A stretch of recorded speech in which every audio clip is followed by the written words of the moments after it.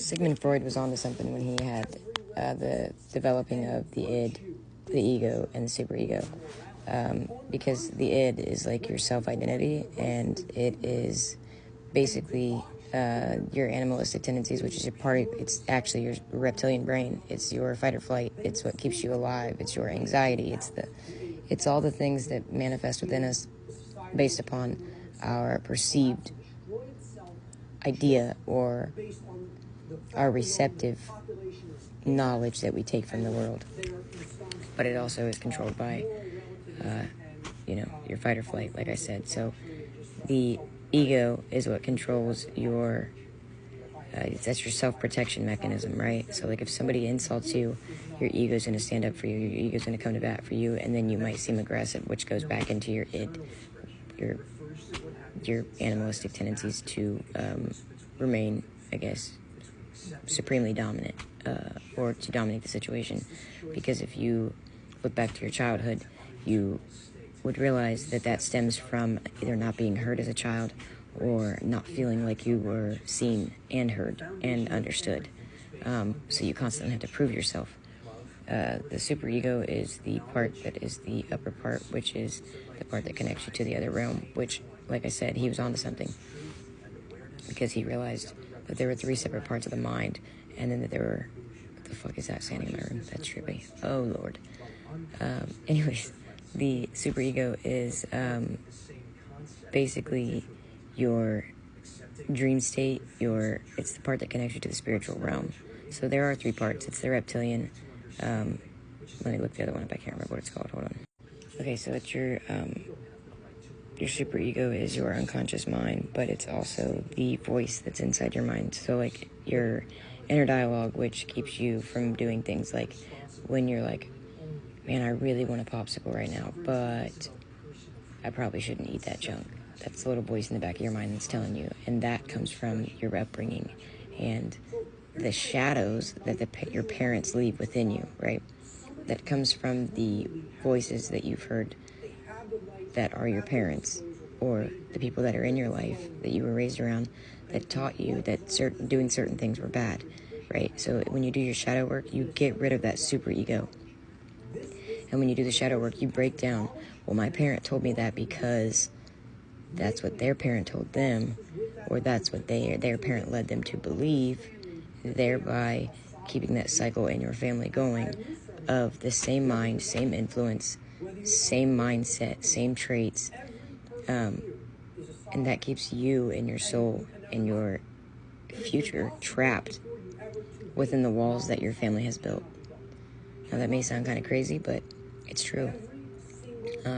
You have your subconscious, and then you have your unconscious mind. Your unconscious mind is your dream state. When you reach your dream state and you start to dream, holy shit, I just felt something in my room, like an actual presence.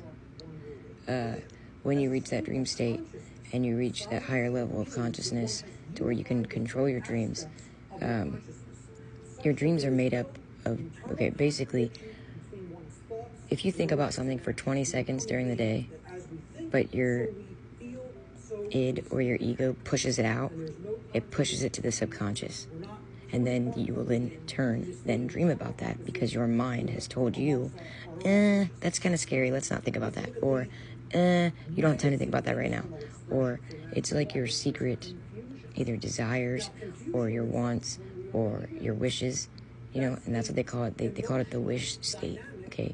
So you could basically make a wish in the first 60 to 120 seconds before you go to sleep. And you can control your dreams that way. And you can literally make yourself have whatever dream you want. So if you want to dream about going on a vacation on a cruise, you think about that and you visualize it before you go to sleep. But you only think about it in short glimpses because that's how you push it to the subconscious. When you learn how to control your mind, you learn how to combat the things that have kept you in a constant state of imbalance. Do this test before you go to bed. Think about something that you've always wanted and think about it for like 60 seconds before you go to sleep. Do that every night for a week. I want to know the results that you get. So do this and come back and comment. Save this video so you can do that. But your subconscious is the most powerful part of your mind, because that is where you can live out your alternate reality of, does this work for me? Or is this going to make me a better basketball player? Am I going to think about basketball before I go to sleep? Because that's what I want to do. Am I going to think about, painting? I can paint in my dream state, and then therefore the muscle memory is then learned and trained within the mind, and when I awake, I can become a master painter. Like, there are things that you can accomplish and achieve if you put your mind to it. And when people say that, they really mean if you put your mind to it. It's the law of attraction. You put your mind to it, your mind will create that reality for you. Just like the whole theory of, if a tree falls in the woods, does anybody hear it? No, not unless you're listening for it, because you're not in tune to recognize, oh, that was a tree that fell. Well, that just made the ground rumble, but I don't know what that was. If you've ever heard a tree fall, you know what it sounds like. Therefore, you are in tune with that frequency of sound. You know what it is. So if you can become it or embody it, you can achieve it. Which is crazy, right? No, it's just the law of attraction and the laws that govern our current reality within our mind and our life.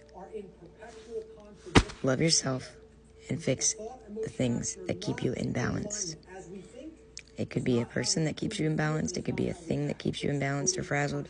Addiction is a main part in preventing you from becoming your best self. That means alcohol. That means any mind-altering substance. So, if you are struggling with that specific thing, this can change your life. Dream about becoming clean.